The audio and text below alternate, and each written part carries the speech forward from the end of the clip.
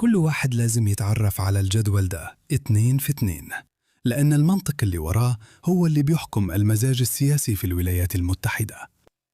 هو بيوضح اللي حصل داخلياً كرد فعل على الحرب مع إيران، وكمان هيشرح اللي هيحصل بعد كده في نسب تأييد ترامب بعد لحظة تانية مضطربة في السياسة الأمريكية.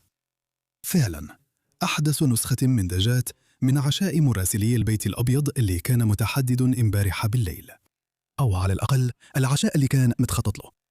العشاء تقطع بسبب شخص متهم بإطلاق النار، والكل شاكك من غير تأكيد لحد دلوقتي إنه كان بيحاول يغتال الرئيس ترامب. خليني أتكلم الأول عن الحدث نفسه. عشاء المراسلين ده حفلة سنوية بتتعمل في فندق واشنطن هيلتون.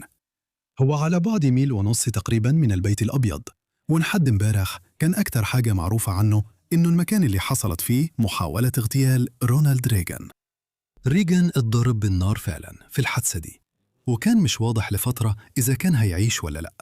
كمان بيستضيف مؤتمر الجمعية الأمريكية للعلوم السياسية السنوي كل ما يجي دوره في واشنطن العاصمة.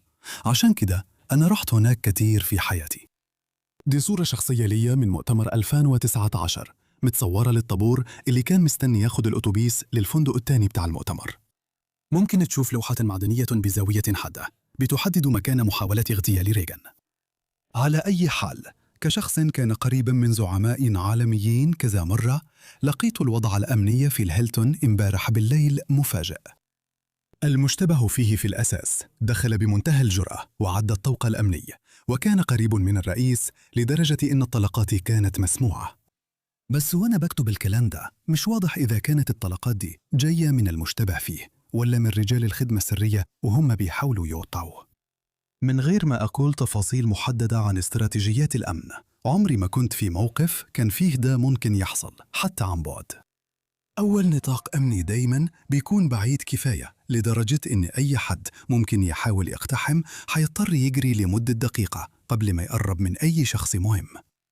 وكمان دايماً فيه على الأقل طبقة تانية بين الفحص الأولي ولما توصل لحد من الشخصيات المهمة. وبالتالي الحادثة دي هتثير تساؤلات عن تخطيط الخدمة السرية، وكمان عن مدى حكمة تنظيم حدث زي ده في فندق شغال واللي المشتبه فيه كان مقيم فيه.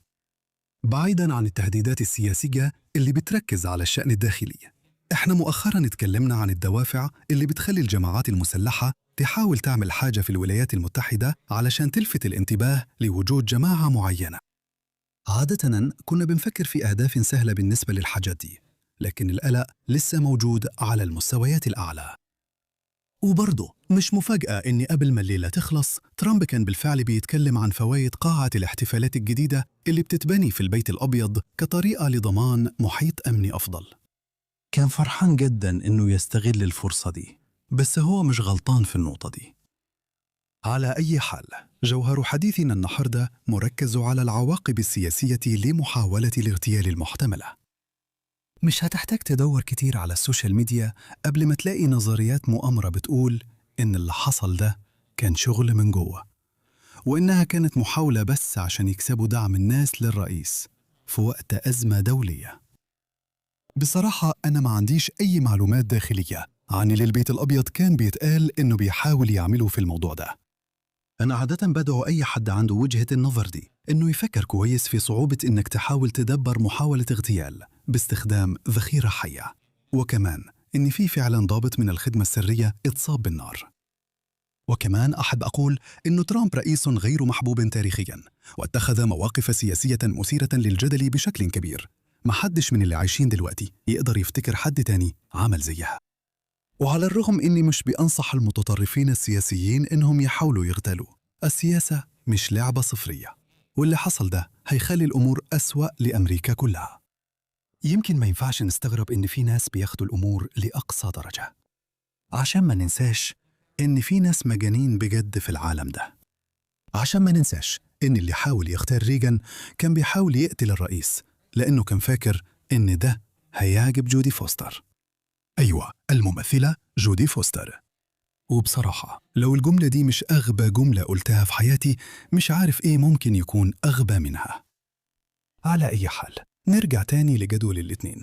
في الاتنين ده موضوع احنا بنتابعه من وقت ما الولايات المتحدة كانت بتحشد أسطول بحري قدام فنزويلا، واللي فعلا انتهى باعتقال رئيس فنزويلا نيكولاس مادورو.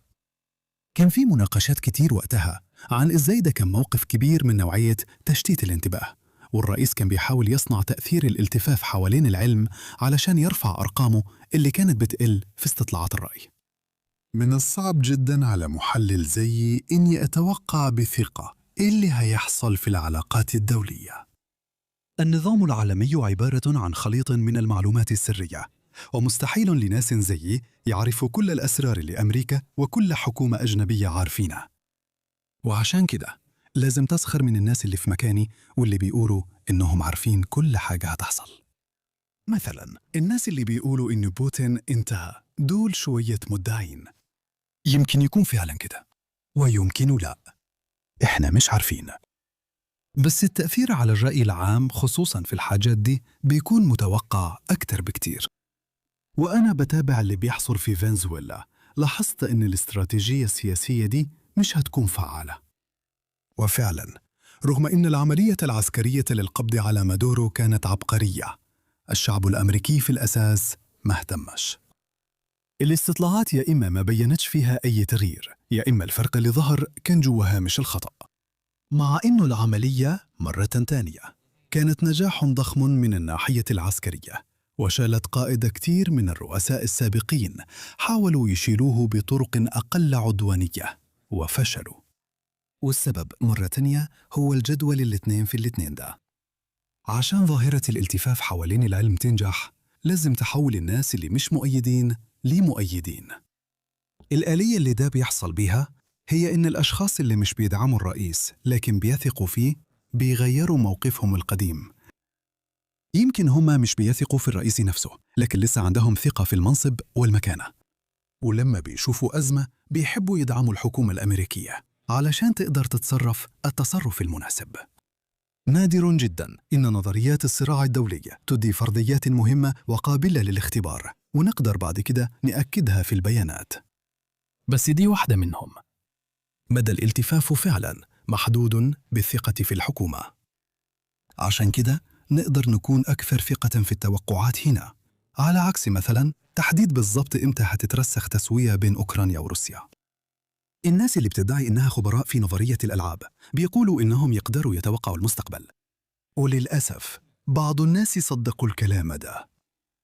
خبراء نظرية الألعاب الحقيقيين عارفين إن المجال ده بيقول لنا إنه من المستحيل نتوقع المستقبل، على الأقل في أغلب التفاعلات الاستراتيجية المهمة.